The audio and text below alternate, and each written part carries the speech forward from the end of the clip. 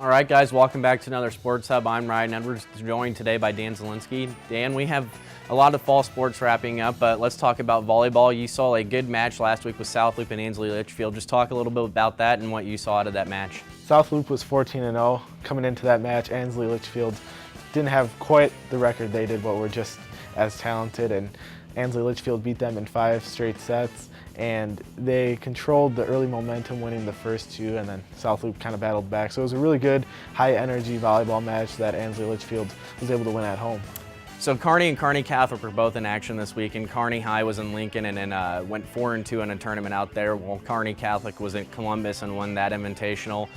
They played a good team, and Columbus SCOTUS and won that the first match they played, and they beat Columbus in Class B, who's Class B, and won the tournament. They're starting to play a little bit better. I think they're starting to figure it out. Their biggest test will be this week when they play in the Centennial Conference tournament. That should be a lot of fun because you have a lot of the top teams in the conference that will be there, including Grand Island Central Catholic, Bishop Neumann, and Aquinas Catholic, and not to mention Columbus SCOTUS.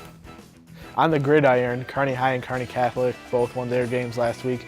I was at the Overton game against Bertrand. It was my second week in Overton covering them, and they looked impressive once again. They struggled a little bit with penalties, a little bit of kind of fumbling issues, but overall, they're a real talented team led by their two-headed attack of Ryan Lauby and Caleb Moore in the backfield running the ball. And both those guys were over 100 yards for a second consecutive week, and they really set the tone kind of offensively for Overton. We also have Kearney High and Kearney Catholic in action this Friday. Kearney High is playing Papillion.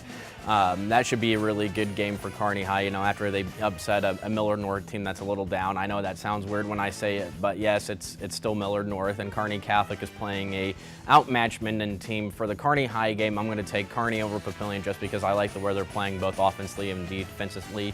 Dan, who are you taking in against Kearney Catholic and Minden? I'm taking Kearney Catholic against Minden. I just think the Stars are on a mission this season. Offensively, they're clicking on all cylinders with Brett Kaiser back at the receiver position after missing a game with a hand injury. So I think it should really be their game to lose, and I think they're going to win pretty easily on Friday.